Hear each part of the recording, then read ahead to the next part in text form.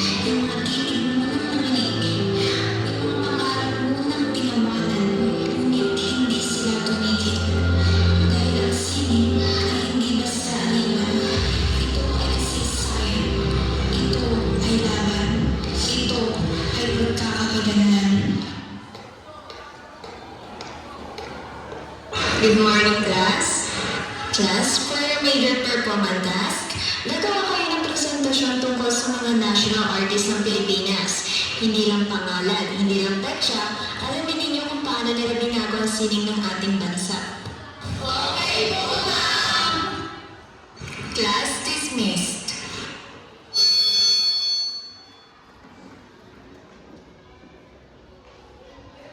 National artist? Lumaki akong nakikinig sa mga kanta. Nanood ng pelikula. Sumasayaw sa mga tugtog na uso. Pero, saan nga ba nagsimula ang lahat? Sino ang nagbigay buhay sa sine na tinatamasan natin ngayon? At bakit parang hindi ko sila lubos na kilala? Nais mo ba maunawaan ang kasalukuyan? Sino yan? May kasama ba ako rito? Huwag kang matakot. Kaibigan mo ako. Narinig ko ang tanong mo. Talaga po? Nasaan ka? Multo ka ba? Hindi ako multo. Isa akong tinig ng kasaysayan. At kung nais mong malaman ang sagot, kailangan mo kahakin ang nakaraan. Tahakin ang nakaraan? Paano po yun? Magte-teleport ba ako? O sasakay sa time machine? Hindi mo kailangan matulog. Hindi mo kailangan mangarap. Kailangan mo lang maglakas loob. Ang sining ay hindi lamang alaala. Ito ay buhay. At kapag tinawag ka nito, kailangan mo itong sundan. Kung ito ang kailangan para maintindihan ko ang ngayon, handa akong balikan ng kahapon. Kung gayon, humakbang ka sa lagusan.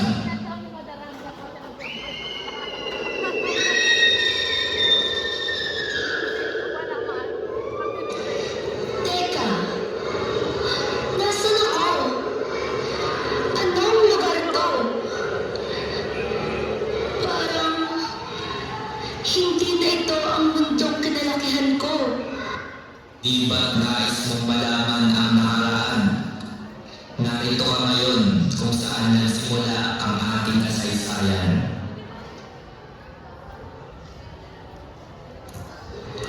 Bakit hindi sila gumagalaw?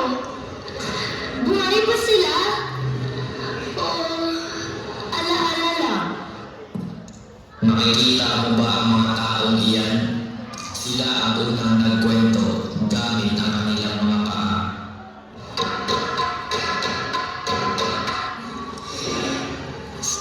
Sayaw? Mga kabataan, ang sayaw ng bayan ay dapat pag-aralan, ingatan at ipagmalaki. Hindi ito basta aliwan, ito ay kultura. Pakinggan ninyo ang ritmo. Huwag niyong kalabanin ang kawayan. Sundan niyo ito.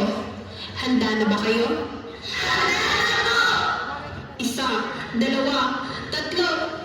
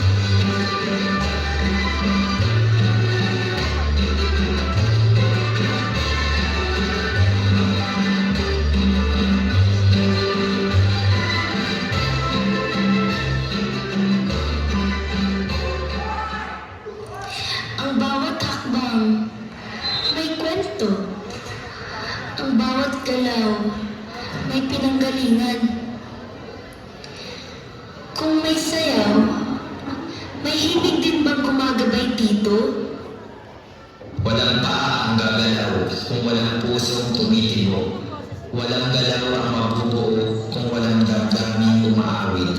Bago pa man narinig ang palakpak, may isang tinig munang umiyak, umibig at nangarap. At mula sa pusong iyon, isinilang ang kundiman. Kapag ang sayaw ay tumigil, ang musika ang magpapatuloy. At sa panahong tila naluluma ang tradisyon, may isang kompositor na hindi hinahayaang manahimik ang kundiman. Isang piano sa gitna ng nakaraan. Hindi mahalaga kung anong panahon. Kapag ang damdamin ay totoo, lagi itong may lugar. Kayo po ba ang muling nagbigay buhay sa kundiman? Hindi ko binago ang kundiman. Ipinadama ko lamang ito sa bagong panahon. At tandaan mo ito. Ang kundiman ay mahina sa simula, ngunit lumalakas sa dulo, tulad ng pusong Pilipino. Pag-ibig ko sa'yo ay tunay. Nais ko sanang patunayan.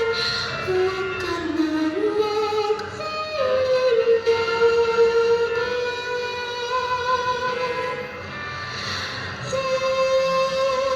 ko hindi kukupas. Tulad ng pag-asa sumisigaw.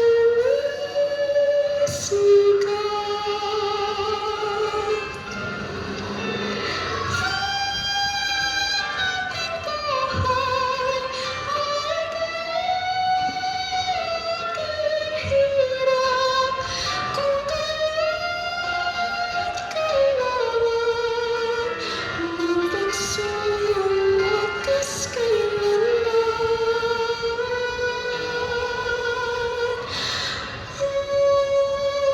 Sumpa ko sa'yo asahan. Ikaw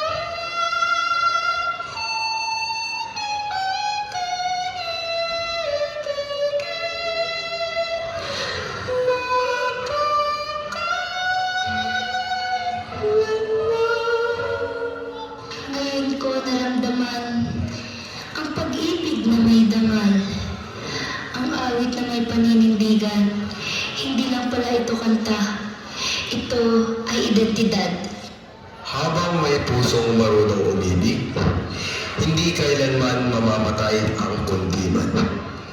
At sa bawat henerasyong umaawit, ipinakasa ang apoy ng sining. Kung ang sayaw ang unang kwento at ang kundiman ang tinig ng puso, handa na akong tuklasin ang iba pang mukha ng ating sining. Kung gayon, magpatuloy tayo.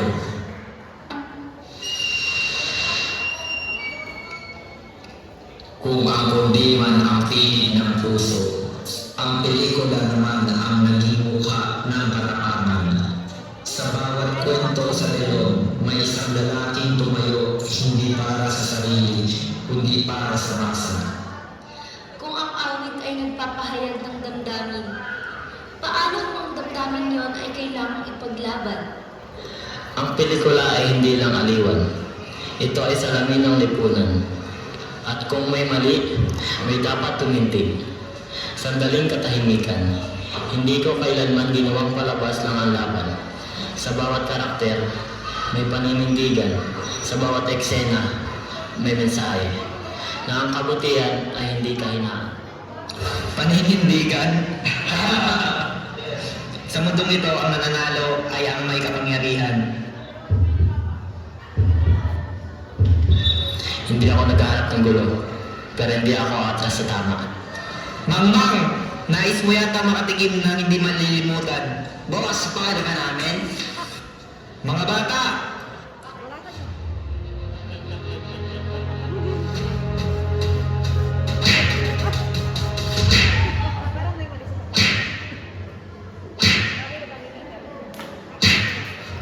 Hindi pa tapos ang laban.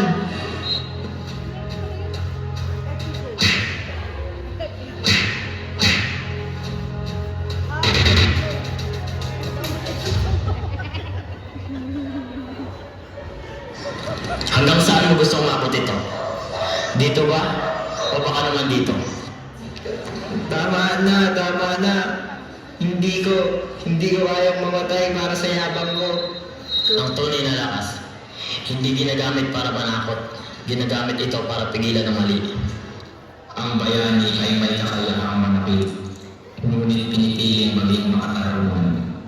Hindi bala ang magtatapos sa laban na ito, kundi ang pagpili mong magbago.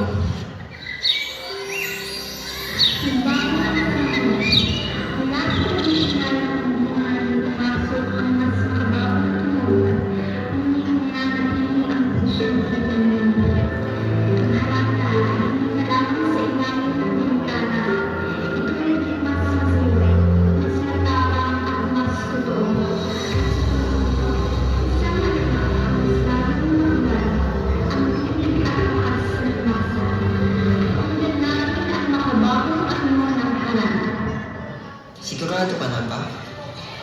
Mas mabuti nang sumubok kaysa mabuhay sa sana. Pwede ba kitang awitan? Hindi para pilitin ka, kundi para iparamdam ang totoo. Naririnig kita. Sabi ito, ang damdamin ay nabigay mo sa...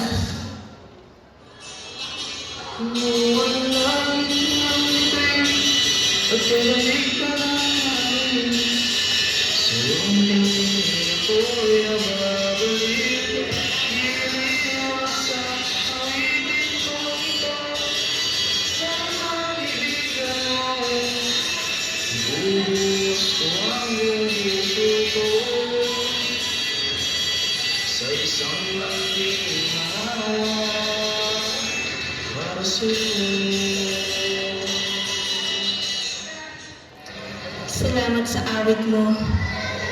Pero hindi sapat ang kanta lang. Kung hindi sapat ang salita, ipapakita ko sa gawa. Nako, kung may pag-asa. Kung totoo ang mararamdaman mo, patunayan mo hindi lang sa awit, kundi sa galaw. Sa panahon ito, ang pag-ibig ay hindi lang inaawit. Ito'y isinasayaw.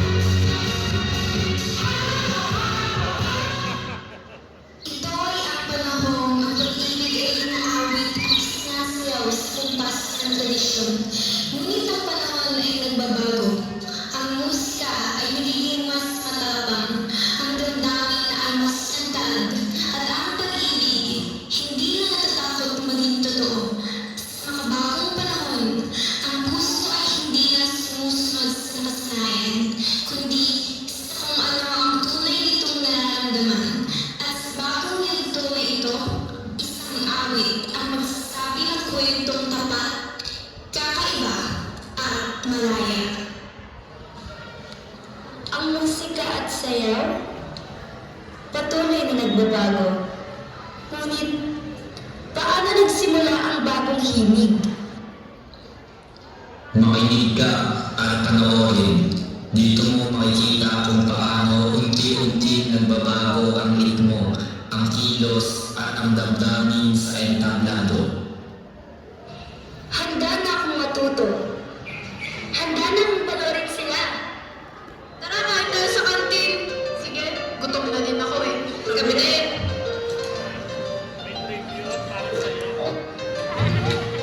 Aray!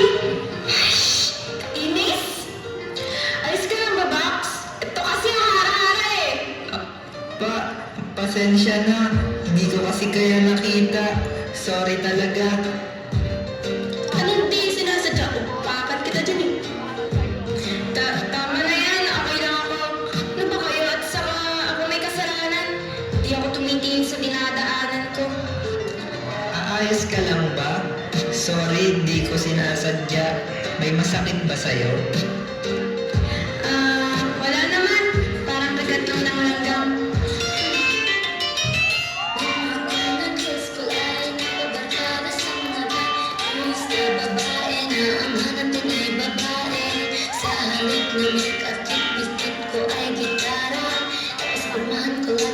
Traditional serenata.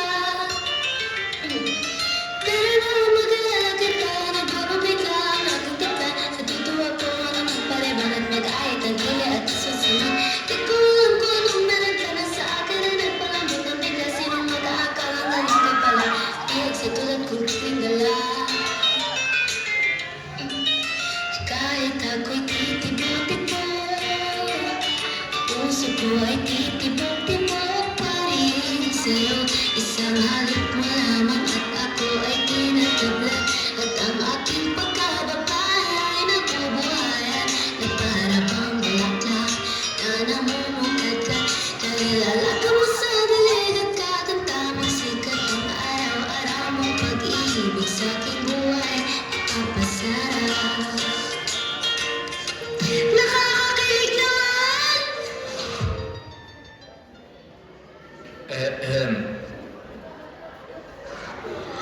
Ang musika at sayaw, tunay na nagbubuo ng damdamin.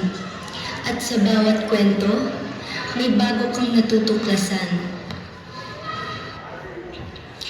Wow! Lahat kayo? Nagawa niyo to? Ang musika, ang sayaw, bawat kwento, lahat nagbubuo ng ganitong saya. Tama. Lahat ng hakbang, lahat ng galaw, pinagsama-sama para sa isang kwento. Ngayon, handa na kayong ipakita ang buong sining sa entablado? Handa na rin ako! Sabay-sabay tayo! Sining ay buhay, nagbubuklod sa musika, sayaw at damdamin. At sa dulo, lahat ay nagkakaisa sa entablado.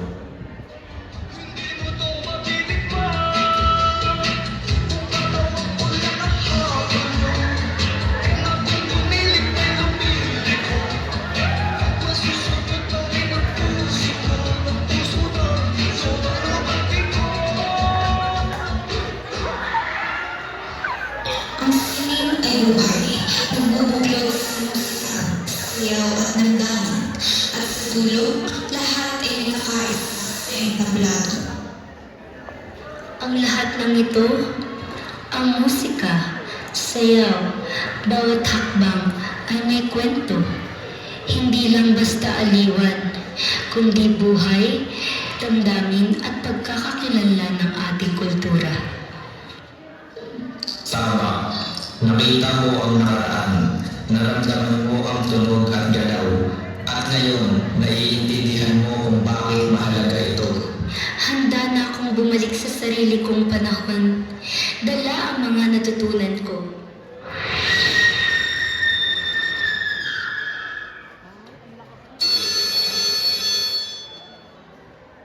Uy! Ano to? Matutulog ka na naman sa classroom? Uy, yan na! Panaginip pala lahat to? Pero, ang saya. At ang dami kong natutunan. Ha?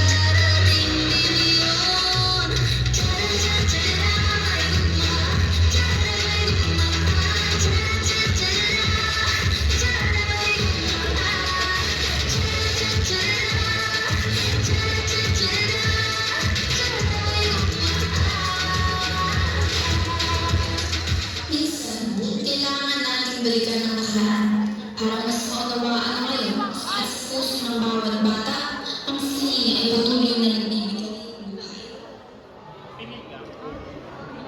Once again, we would like to thank you for watching our performance. At this moment, allow us to introduce the talented individuals behind the characters you have just witnessed. First, we have Angel May Marato, our overall scriptwriter, who also shared her voice through a beautiful Toniman. Next is Mirka Divine Tizon, our voice editor and scriptwriter for the middle era, who also portrayed one of the Tombets. Playing the role of Francisca Reyes and also one of the Tombets is Cesar Peralta. The lady who was serenaded is Rhina Vidor. One of the classmates in the story is Almira Tabaquero. Also part of the Tombets crew is Melrose Marino. Serving as Paquito Diaz and also our narrator is Arvin Miraflor. The friend of the super and follower of Paquito Diaz is Eric Villar. Playing as PJ is J.M. Abay. One of the swimmers in the follower of Paquito Diaz is Cardel Dizon. Playing the role of Cueto is Daniel Amadino. Singing the harana is Kurt Vicente. Performing the choreography for the Romantico and the dance to Mahigugma by Mamay Entrata is Jerry Soriano. Earning the curtain and helping create the kubo are Danya Ariola, together with Ferdinand and Gilbert. Also, assisting as curtain closer and opener is Jerome Contawe. And of course, all of our characters also showcase their talents as dancers in this performance. And finally, portraying our main character, the heart of our story, Athena Danieli Delfino. We